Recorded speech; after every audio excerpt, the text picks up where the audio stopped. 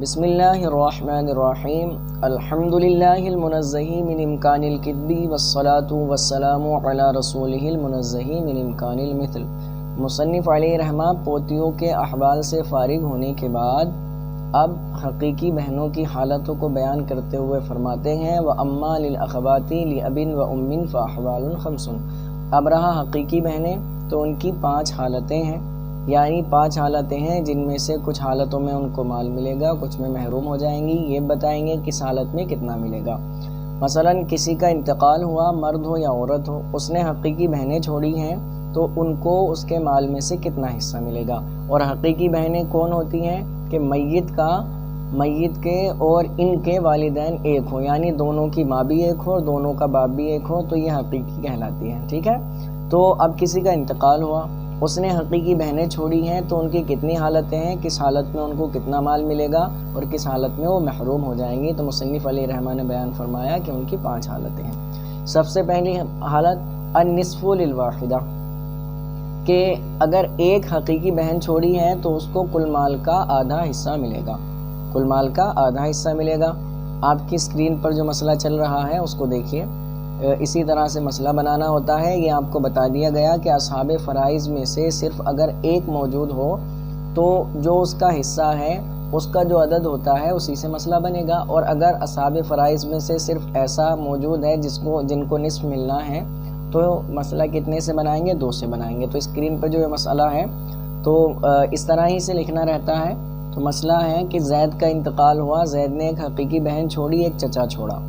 اب چچا جو ہے وہ اصحاب فرائض میں سے نہیں ہے، اور حقیقی بہن جو ہے وہ اصحاب فرائض میں سے ہے، جو آپ نے پڑھ لیا کہ اگر ایک حقیقی بہن چھوڑی ہے تو اس کو کل مال کا نصف ملے گا۔ تو اصحاب فرائض میں سے ایک ہے اور اس کا حصہ کتنا ہے؟ نصف۔ تو مسئلہ بنائیں گے ہم 2 سے۔ 2 میں سے نصف کتنا ہوا؟ ایک دے دیا حقیقی بہن کو، اور ایک جو باقی بچا وہ چچا کو مل جائے گا، اس لیے کہ چچا اسباب ہو گیا۔ اس صورت میں اسباب کا بیان آگے آ رہا ہے، اس میں سب پتہ انشاءاللہ تعالی آپ لوگ سب جان لو گے۔ تو مسئلہ بنا کتنے سے؟ ایک حقیقی بہن چھوڑی تھی، ایک چچا چھوڑا تھا، تو اصحاب فرائض میں سے صرف حقیقی بہن تھی، اس کا حصہ کتنا؟ نصف۔ تو مسئلہ 2 سے بنایا، 2 میں سے ایک حقیقی بہن کو دے دیا، ایک جو بچا وہ چچا نے لے لیا، اس لیے کہ وہ عصبہ ہے۔ اب رہا کہ انتقال ہوا اور اس نے 2 حقیقی بہنیں چھوڑی ہیں یا 2 سے زیادہ حقیقی بہنیں چھوڑی ہیں، تو اب ان کو کتنا ملے گا؟ فرماتے ہیں وَالثُّلُثَانِ لِلْإِثْنَتَيْنِ فَصَاعِدَةً، تو 2 ثلث ملے گا کن کو؟ اگر 2 حقیقی بہنیں چھوڑی ہوں یا 2 سے زیادہ، 2 یا 2 سے زیادہ حقیقی بہنیں چھوڑی ہیں تو ان کو 2 ثلث ملے گا۔ اب یہ بھی اسکرین پر آپ دیکھ لیجئے کہ یہ مسئلہ ہے کہ زید کا انتقال ہوا، اس نے 2 حقیقی بہنیں چھوڑی، ایک چچا چھوڑا۔ 2 حقیقی بہنیں ہیں اور ایک چچا، اور یہ آپ نے جان لیا کہ جب 2 حقیقی بہنیں چھوڑی ہوں تو ان کو ثلثان ملے گا۔ اب یہ بھی مسئلہ بنانے کا طریقہ آپ کو بتا دیا گیا ہے کہ صرف اصحاب فرائض میں سے صرف ایک ہو تو اس کا جو عدد ہے، اس کو جو حصہ ملنا ہے، اسی کے عدد سے کیا بنا لیں گے؟ مسئلہ بنا لیں گے۔ تو ثلثان ہے، اور یہ آپ کو بتا دیا گیا تھا کہ ثلثان ہو صرف تو مسئلہ 3 سے بنے گا۔ تو ہم نے 3 سے مسئلہ بنایا، 3 کا 2 ثلث کتنا ہوا؟ 2، وہ دونوں حقیقی بہنوں کو دے دیا، ہر ایک کو ایک مل گیا، ایک جو بچا وہ چچا کو دے دیا۔ اسکرین پر دیکھ سکتے ہیں آپ۔ اب رہا یہ تو جب ہے کہ صرف حقیقی بہنیں ہوں، ایک ہو تو آدھا ملے گا، 2 یا 2 سے زیادہ ہو تو 2 ثلث ملے گا۔ لیکن مرنے والے نے حقیقی بہن کے ساتھ یا حقیقی بہنوں کے ساتھ حقیقی بھائی بھی چھوڑا ہے، تو اب ان حقیقی بہنوں کو کتنا حصہ ملے گا؟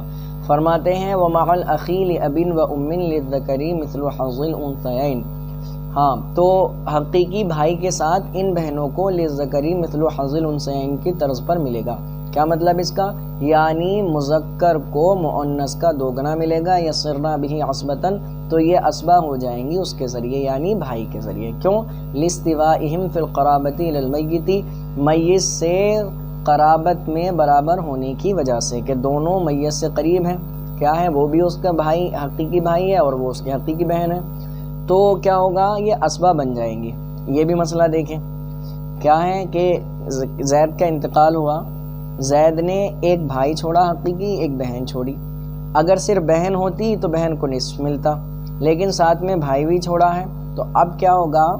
اب یہ اصحاب فرائض میں سے تو ان میں سے کوئی بھی نہیں ہے، دونوں ہو گئے اسبا۔ اب اسبا کیا ہوتا ہے کہ اصحاب فرائض کو دینے کے بعد جتنا مال بچے وہ سب پر قبضہ کر لیتا ہے، سب اس کا ہو جاتا ہے۔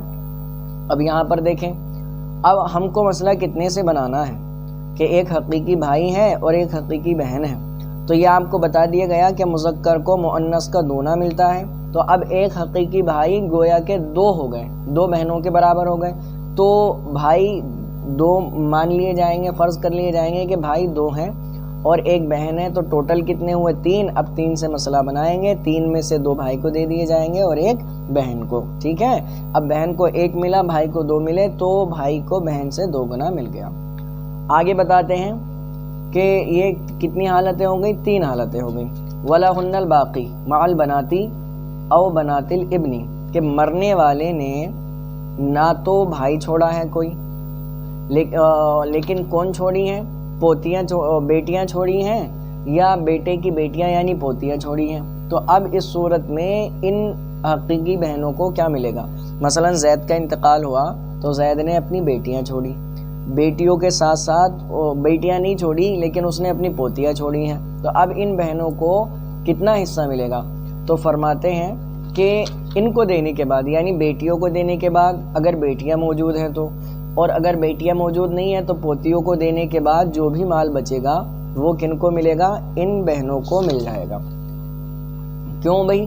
فرماتے ہیں لقولہ علیہ السلام، اللہ کے نبی صلی اللہ تعالیٰ علیہ وسلم کے قول کی وجہ سے۔ قول کیا ہے کہ اللہ کے نبی صلی اللہ تعالیٰ وسلم نے فرمایا اجعلوا الاخوات مع البنات عصبۃ، کہ بہنوں کو بیٹیوں کے ساتھ اسبا بنا لو۔ تو اب یہ اسبا ہو جائیں گی۔ اسکرین پر مسئلہ دیکھیں، زید کا انتقال ہوا، زید نے ایک بیٹی چھوڑی، ایک پوتی چھوڑی اور 2 حقیقی بہنیں چھوڑی، ایک بیٹی، ایک پوتی اور 2 حقیقی بہنیں۔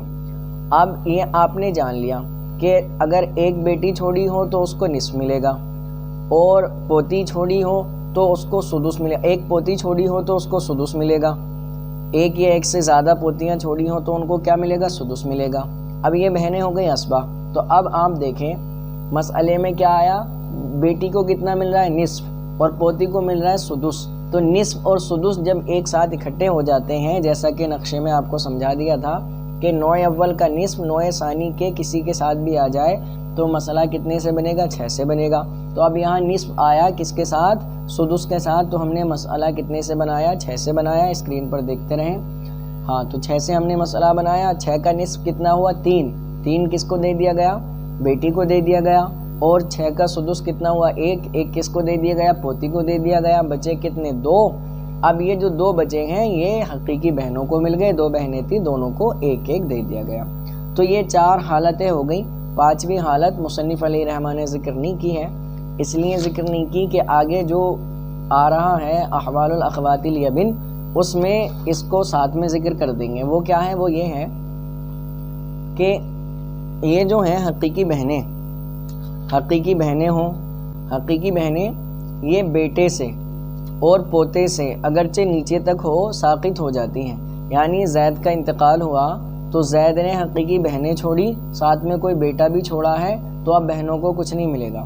بیٹا نہیں چھوڑا، پوتا چھوڑا ہے، تب بھی بہنوں کو کچھ نہیں ملے گا۔ پوتا نہیں پر پوتا، اس کے نیچے تک کوئی بھی مذکر اولاد چھوڑی ہے تو بہنوں کو کچھ نہیں ملے گا۔ آگے فرماتے ہیں اور اسی طرح اگر باپ چھوڑا ہے، مرنے والے نے، میت نے باپ چھوڑا ہے، تب بھی کیا ہوگا؟ ان کو بہنوں کو حصہ نہیں ملے گا۔ اسی طرح دادا سے بھی ہیں امام اعظم علیہ رحمہ کے یہاں کہ اگر دادا چھوڑا ہے تو دادا کی وجہ سے بھی کیا ہوگا؟ ان کو حصہ نہیں ملے گا۔